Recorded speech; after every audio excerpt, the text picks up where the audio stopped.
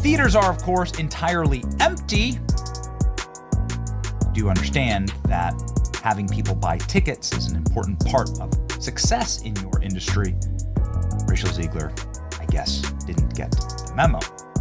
Media did try to paint her out as the reason why Snow White flopped because of her expressing her political views, even though her co-star, who I shall not name, also had shared her political views. She still got invited to the Met Gala, but she will not be attending. Her controversy has swirled around Gal Gadot's new movie, also starring Rachel Zegler as Snow White. A lot of people don't like her. A lot of people don't like her either. She's got a big mouth.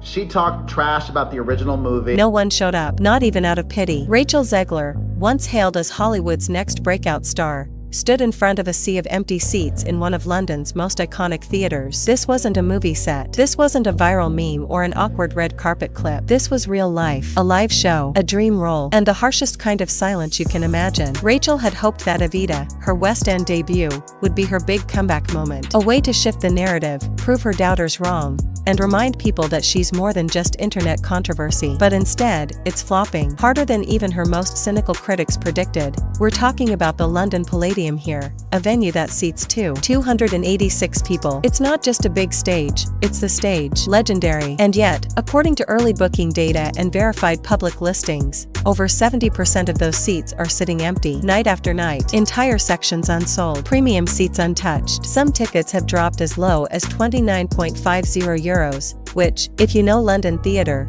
is practically a steal for a show of this size and legacy. And still, no takers. That's not just poor performance. That's a public message. A message saying, we're not interested. And the worst part? Rachel knows it. You can see it on her face in recent interviews. The tension, the forced optimism, the subtle panic. This isn't just stage fright. This is regret. And that regret isn't coming out of nowhere. Because no matter how much time passes, one thing keeps haunting Rachel Zegler's career like a shadow: Snow White. Her modern take on the classic story, the one where she called the prince a stalker and dismissed the original film as outdated and weird, ignited a backlash so strong, it practically redefined her public persona overnight. What could have been a charming revival of a beloved fairy tale turned into a cautionary tale about tone, timing, and how not to talk about something fans love. And now, even as she steps into new roles, like the powerful, iconic Eva Perón, those comments are still echoing, still shaping how audiences feel about her. To be clear, Rachel isn't talentless. Her vocal chops are undeniable. Her stage presence, when confident, can be captivating. But in entertainment, talent alone doesn't cut it. It's about connection. And somewhere along the way, that connection broke. Look no further than social media to see just how split the public has become. On TikTok, she's still praised by some. Recent clips from the Met Gala showed her getting compliments, applause, fan edits. Meanwhile, Gal Gadot, who kept her head down,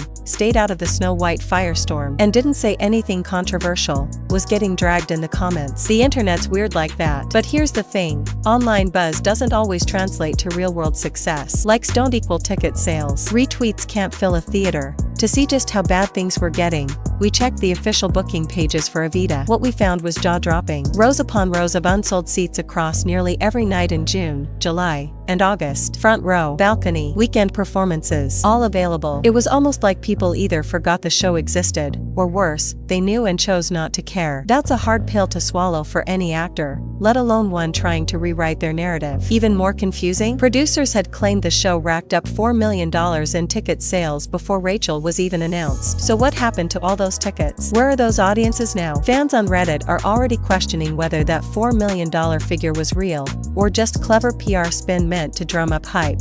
This isn't just a theater fail. It's the latest symptom of a much bigger problem: Hollywood's obsession with trying to force stars into existence. After West Side Story, studios saw Rachel as their next golden girl. Spielberg gave her his stamp of approval. Disney cast her in a massive live-action remake. Suddenly, she was everywhere. Talk shows, awards circuits, headlining roles. But there was one key ingredient missing: the audience. Rachel's rise was fueled more by industry hype than grassroots support. She hadn't built up a loyal fanbase yet, and when the backlash hit, there was no cushion, no foundation, just a fast fall from grace. Let's be honest, This isn't the first time Hollywood tried to make someone happen before the world was ready. Remember Sam Worthington, Jai Courtney? These guys were in everything for a few years. Big budgets, major franchises. But audiences just didn't connect. You can't manufacture charisma, you can't force chemistry, and you definitely can't skip the process of earning fan loyalty. That's exactly what's happening with Rachel. And unfortunately for her, live theater doesn't lie. There are no filters, no reshoots, no viral PR campaigns to cover up the truth. If no one buys a ticket, you're standing there, performing to ghosts. Even Rachel's earlier successes can't shield her now. Her Broadway turn in Romeo and Juliet was reportedly a hit, pulling in over $7 million. But that was before she became the poster child for modern Hollywood controversy, back when her image was still fresh. Now, when fans see her name on a marquee, they don't think star power, they think preachy Disney reboot. And that's devastating, because it means the work she's putting in, the rehearsals, the performances, the vocals, is being drowned out by past interviews and offhand remarks. Things that should have been forgotten are now defining her legacy.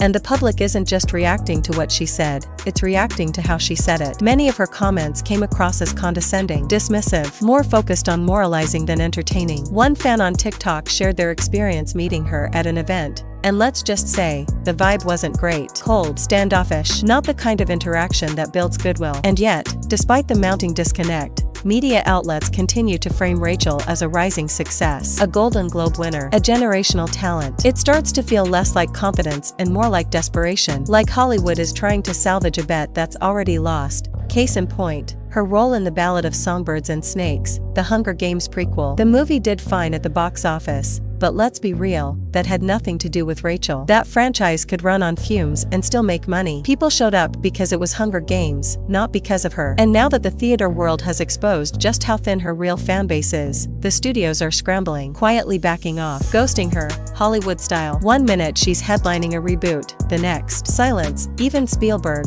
one of her earliest champions, has been noticeably quiet since Snow White flopped. No interviews, no public support, no attempts to redirect the narrative. It's almost like everyone involved is hoping this all just blows over. But it won't. Not when public trust has been broken. Not when audiences feel like their favorite stories were turned into lectures. And definitely not when other actors, like Gal Gadot, are hinting at issues behind the scenes. Reports suggest Gal was frustrated not just by the backlash, but by the energy on set. She hasn't named names, but let's be honest, who else could she be talking about? Here's the harsh truth. Rachel Zegler might have the voice, she might have the look, but what she doesn't seem to have, yet, is the humility to truly connect. Because Hollywood isn't just about performance, it's about trust, respect, gratitude. When you mock the classics, dismiss your audience, and act like your project is above the source material, people remember. And they don't forget easily. That's why even though her talent is very real, her stardom feels forced, artificial, like it was designed in a boardroom, not earned in the hearts of fans. And the worst part is, she's not the only one paying the price. Every actor, every crew member, every creative who poured their time into Snow White, they all got hit with the same label, disaster. And all because one person's attitude shifted the tone of the entire project. So now, the studios are adjusting, not by canceling her, but by hitting the brakes. Quietly, subtly, Rachel might still appear in magazines or walk a few red carpets,